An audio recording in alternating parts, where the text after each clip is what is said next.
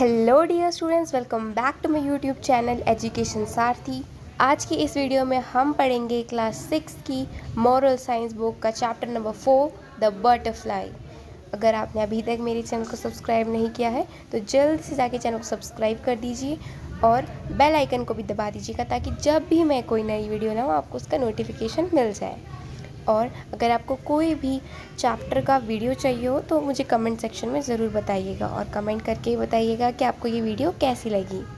तो शुरू करते हैं chapter number 4 the butterfly. The man had loved butterflies since he was a small boy. तो जो मैन है यानी कि जो आदमी है उसे बटरफ्लाइज बचपन से पसंद थी जब वो छोटा लड़का था। तो बटरफ्लाई मतलब आप सभी को पता होगा तितली। लेट मी शो यू तितली कैसी दिखती है। So this is titli, butterfly. Okay. So now a grown man, he found himself once again fascinated with a cocoon. He had found it side of the park path. तो जो बड़ा आदमी था उसे क्या मिला? उसे ककून से फैसिनेशन हुई। ककून क्या होता है? ककून होता है जब बटरफ्लाई बन रही होती है। वो पूरी तरीके से बटरफ्लाई नहीं होती है, वो वाइट कलर के उसके अंदर होती है, उसे ककून कहते हैं। He had found it at the side of the park path. Park की साइड में उसे वो मिला। Somehow the twig had been knocked from the tree and the cocoon had survived undamaged, still woven to the branch. तो जो twig है उसे knock किया गया ट्री से एंड ककून सर्वाइव कर गया बिना किसी डैमेज के। As he had seen his mother do, he gently protected the cocoon and carried it home. और उसने उस लड़के ने क्या करा? उस ककून को अपनी मम्मी, उसकी मम्मी जैसे करती थी, उस ककून को वो घर लेके चले गया। The cocoon found a temporary home in a white top mason jar with holes in the lid. तो उसने एक मेसन जार था जिसका टॉप यानी कि जिसका ऊपरी हिस्सा, जार कैसा दिखता है? जार ऐसा दिखता है ना, उसके ऊपर एक टॉप होता है। तो वो टॉप जो बड़ा था उस लड़के ने क्या करा? उस टॉप में छेद कर दिए ताकि जो ककून है उसको ऑक्सीजन मिलता रहे और वो सरवाइव कर ले। आई होप तुम लोगों को इतना समझ आया हो। उसके बाद है the jar was placed on the mantle for easy viewing and protection from the curious cat. Mantel पे रखा था उसको ताकि आसानी से हम उसको देख सकें, उस जार को हम देख सकें और जो क्यूरियस कैट थी घर में जिसे सब चीज़ में दिलचस्पी थी, उस कैट से उसे बचाने के लिए। The man watched almost interceptively at first the cocoon move. एक टक आदमी ने उस ककून को देखा। अ स्मॉल ओपनिंग अपीयर्ड, उसमें से एक ओपनिंग हुई। ठीक है, जैसा कि आप इस पिक्चर में देख रहे होंगे। It appeared as if opening appeared and he sat and watched the butterfly for several hours and it struggled to force its body through the little hole. तो वो ककून अपना बेस्ट ट्राई कर रहा था कि वो उस लिटिल होल से बाहर निकल जाए। Then it seemed to stop making any progress. और कुछ टाइम बाद उसने प्रोग्रेस करनी बंद कर दी, वो रुक गया। It appeared as if it had gotten as far as it could not go further. तो उसने ऐसा किया कि वो उससे और आगे जा ही ना पाए। Then the man decided to help the butterfly. और अभी तक अगर आप लोगों ने हमारे चैनल को सब्सक्राइब नहीं किया है तो जल्दी से जाके चैनल को सब्सक्राइब कर दीजिए और मैं जल्द ही इस चैनल पे आपकी एमएस की सारी सॉल्यूशंस लेके आने वाली हूँ, तो आप मेरे चैनल को सब्सक्राइब कर दीजिए और इस वीडियो को लास्ट तक देखिए बिकॉज चैप्टर के क्वेश्चन आंसर्स याद करना is not the main thing. आपको इससे गुड लेसन्स लेने हैं, अपनी लाइफ में मॉरल को सीखना है। पढ़ाई करने के लिए ही सिर्फ आप स्कूल नहीं जाते हैं, you should learn some good morals, good values. You should obey and respect your elders, your seniors, और आपको हमेशा एक अच्छे बच्चे बन के रहना है। तो let's get back to the story. क्या होता है इसमें? He removed the lid on the jar, took a sharp penknife from his desk drawer and carefully made a tiny slit in the side of the cocoon. तो उस आदमी ने उस jar का ढक्कन खोला. लिड मतलब व्हाट इज लिड? ढक्कन. ये है ना ढक्कन, देखा ही होगा घर में आप सबने. Sharp pen knife. Sharp pen knife मतलब जिस नाइफ का जो आप ऐसे देखते हैं नाइफ एक पेना वाला, वैसा ही नाइफ. ठीक है. तो उसने डेस्क ड्रॉर क्या होता है बच्चों? डेस्क ड्रॉर मतलब मैं आपको भी बता देती हूँ कि डेस्क ड्रॉर होता है कि ड्रॉर में जो एक डेस्क में एक ड्रॉर होता है ना, खींचते हैं टेबल के नीचे से, तो वहाँ से निकाला उसने. काकून के टाइनी स्लिट मतलब स्लिट होता है एक कट मार देना छोटा सा. ठीक है. Almost immediately one wing appeared and then outstretched the other. The butterfly was free. जैसे उसने स्लिट मारा, एक पंख निकल गया बटरफ्लाई का और दूसरा निकल गया और बटरफ्लाई फ्री हो गई. तो students, it seemed to enjoy its freedom and walked along the edge of the mason jar and along the edge of the mantle. तो मेसन जार की एज मतलब किनारे पे. ठीक है. और मेंटल की एज पे मतलब मेंटल यानी कि जिस टेबल पे इसने रखा है, इस टेबल को ये एज अ मेंटल रेफर कर रहे हैं. The man continued to watch the butterfly because he expected that at any moment the wings would enlarge and expand to be able to support the body which would contract in time. तो man ने उसको आराम से देर तक देखा because उसे लगा कि किसी भी क्षण, मोमेंट मीन्स पल, क्षण, किसी भी क्षण या पल the wings would enlarge, wings बड़े होंगे, एक्सपेंड होंगे और अपनी बॉडी को वो सपोर्ट कर पाएंगे, which would contract in time. ठीक है. तो अभी यहाँ पे आसपास में बारिश हो रही है, that's why there is raining sound. तो बारिश किस किस को पसंद है वो मुझे कमेंट सेक्शन में ज़रूर बताएं. तो अब हम आगे पढ़ते हैं. Neither happened, in fact the butterfly spent the rest of its life crawling around with a swollen body and shriveled wings. तो जो बटरफ्लाई थी उसने अपनी रेस्ट ऑफ लाइफ मतलब बची हुई पूरी ज़िंदगी, क्रॉलिंग मतलब जैसे छोटे बच्चे होते हैं ना, जब वो चल नहीं पाते हैं तो वो घुटनों के बल चलते हैं, तो उसे क्रॉलिंग कहते हैं. तो वो अपनी सूजी हुई और श्रिवल्ड मीन्स सुकड़े हुए विंग्स के साथ चलती रही. तो जो बटरफ्लाई थी वो इनकेपेबल ऑफ फ्लाइंग थी, मतलब वो फ्लाइंग नहीं कर सकती, उड़ नहीं सकती थी. आप लोगों ने कई बार बटरफ्लाई को अपने सामने से देखा होगा उड़ते हुए, और कभी कभी वो इंजर्ड भी हो जाती है, वो फ्लावर्स के ऊपर बैठी होती है. तो मैं यही कहना चाहूँगी कि आप सभी को बटरफ्लाइज की हेल्प करनी चाहिए और आपको उन्हें मारना नहीं चाहिए. ठीक है. और जिसने बटरफ्लाई देखी है वो भी मुझे कमेंट सेक्शन में बताएं. एंड किस किस के घर में गार्डन है, फ्लावर्स हैं, वो भी बताएं. What the man in his kindness and haste did not understand was that the restricting cocoon and the struggle required for butterfly to get through the tiny opening was the god way of forcing flow from the body of the butterfly into wings so that it could be ready for flight once achieved. ठीक है.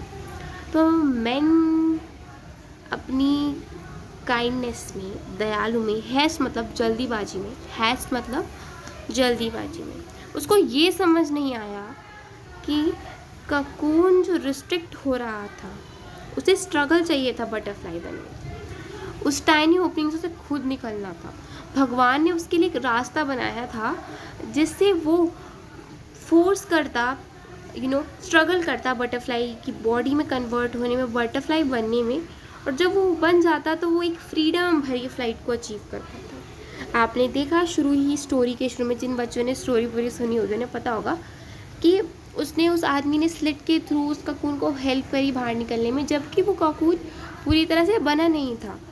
तो इस story का moral क्या है? Sometimes struggles are exactly what we need in our life. तो हमें अपने जीवन में स्ट्रगल्स बहुत ज़रूर तरीके से चाहिए होते हैं कभी ना कभी. आप सोचते हो कि मैं क्यों पढ़ रहा हूँ, मैं खेलता जीवन भर, मैं हर वक्त खेलता, मैं हर वक्त सोता, हर वक्त खाता, तो आपकी लाइफ का क्या उद्देश्य रह जाता? आपको स्ट्रगल करना है. क्यों करना है? क्योंकि भगवान का ये एक ज़रिया है आपको एक केपेबल इंसान, एक अच्छा इंसान बनाने के, ताकि आप जीवन की अच्छी से अच्छी फ्लाइट को अचीव कर पाएँ, जीवन में सक्सेसफुल बन पाएँ. तो अगर आप अभी पढ़ रहे हैं इस वीडियो से, आप स्कूल में पढ़ रहे हैं, तो this is your little bit of struggle in life जो आपको अभी करना है और आगे जाके एक अच्छा इंसान बनना है। हमें एक इंसान बनना है विद गुड मॉरल्स एंड हमें एक स्ट्रगल करने की, मेहनत करने की आदत डालनी है। If God allowed us to go through life without any obstacle it will cripple us. अगर हमें कोई ऑब्स्टेकल मतलब कोई भी अड़चन नहीं मिलेगी। अड़चन मीन्स दैट कि मान लीजिए आप कुछ काम कर रहे हैं, ठीक है, तो अड़चन आ गई कि नहीं आप अभी किसी रीज़न से इस काम को नहीं कर पा रहे हैं, तो वो ऐसी अड़चनें अगर आपकी लाइफ में नहीं आएंगी ना, तो आप आगे ना आगे जाके कभी ना कभी जाके लाइफ में कुछ नहीं कर पाओगे। तो क्या होता है कि जैसे अभी आप हैं, पढ़ रहे हैं, अभी आपने चैप्टर को पढ़ा, क्वेश्चन आंसर्स करोगे, आपके एग्ज़ाम आएंगे। अब आप अगर उस एग्ज़ाम को नहीं दोगे, आप बस पढ़ लोगे, कुछ नहीं करा आपने, किसी को क्या पता आप पढ़ रहे हो या नहीं पढ़ रहे। जब आपका एग्ज़ाम आता है आप तभी पढ़ते हो ना। तो ऐसा क्या होता है कि बेटा आप नहीं पढ़ोगे ना, तो फिर एग्ज़ाम भी नहीं दोगे तो आप बहुत बुद्धू बन जाओगे। बट एग्ज़ाम एक तरीके का ऑब्स्टेकल है, आप इस ऑब्स्टेकल को ओवरकम करोगे, अच्छे मार्क्स से एग्ज़ाम को पास करोगे, तो क्या होगा कि आप एक स्ट्रॉन्ग इंसान बनोगे। We would not be as strong as what we could have been. देखा मैंने अभी आपको क्या बोला कि अगर आप ऑब्स्टेकल्स को पार कर लोगे तो आप एकदम स्ट्रॉन्ग इंसान बन जाओगे। And we would never fly. तो अगर आप ऑब्स्टेकल नहीं पार करोगे तो आप उड़ भी नहीं पाओगे लाइफ में। यही बटरफ्लाई की कहानी थी, ठीक है। तो मॉरल ऑफ द स्टोरी क्या है, मैंने आपको मॉरल अपनी तरीके से जितना मैंने स्टोरी को पढ़ा बहुत अच्छे समझाया, but what your book says now वो पढ़ लेते हैं। Struggle is part and parcel of life. Part and parcel एक ईडियम है, ठीक है, जीवन का एक पार्ट है। Every successful person struggle a lot in his life, but sometimes the interference of other may ruin the chances of success. मैंने बोला कि एक इंसान बहुत मेहनत करता है, कभी किसी का इंटरफेरेंस आपकी सक्सेस को रोक सकता है, और ऐसा होता है। ऐसा ही बटरफ्लाई के केस में हुआ, आदमी ने तो उसकी हेल्प करनी चाहिए ना, बट क्या हुआ, बटरफ्लाई तो रुक गई, उसकी ग्रोथ रुक गई। So before offering help to anyone know the exist. देखो किसी को ना हेल्प ऑफर करने से पहले देख लो कि उसकी सिचुएशन कैसे होगी, वरना अगर आपको उसकी सिचुएशन नहीं पता है ना तो उसको हेल्प भी मत करो और उसको रोक दो, उस इंसान को उस प्रोसेस से गुजरने दो। अगर कोई पेरेंट्स इस वीडियो को देख रहा है, तो अगर आज आपका बच्चा स्ट्रगल कर रहा है तो उसको आपको स्ट्रगल करने देना चाहिए उसकी वे में, क्योंकि अगर आज आप उसकी हेल्प कर दोगे तो वो बाहर जाके उसे नहीं हैंडल कर पाएगा अपनी सिचुएशन को। इसलिए इंसान को स्ट्रगल करने देना चाहिए। He will himself overcome the situation with time. देखा, अगर आप स्ट्रगल करने दोगे तो वो अपनी सिचुएशन को ओवरकम कर लेगा। तो अब हम इसके क्वेश्चन आंसर्स पे आते हैं, ठीक है। तो इनके क्वेश्चन आंसर्स के लिए मैं आपके लिए दूसरी स्लाइड लाती हूँ। उससे पहले हम ट्रू फॉल्स को पढ़ लेते हैं। The boy love dogs, the boy love dogs, no the boy loved butterflies. Okay, तो यहाँ पे आएगा false. The cocoon died on falling from tree, injured हो गई थी, डाई तो नहीं हुई थी। Let's confirm this.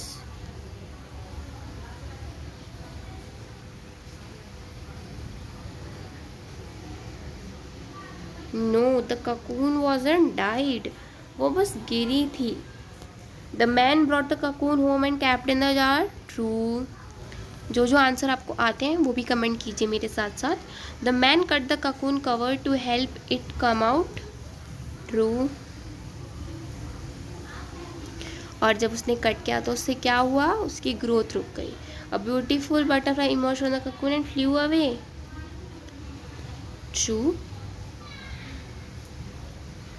Beautiful butterfly I, उसने ये मेंशन किया कि वो फ्लू अवे हुई, पर आप कह सकते हैं कि वो पूरी तरीके से नहीं हुई थी। Struggle makes us stronger, true.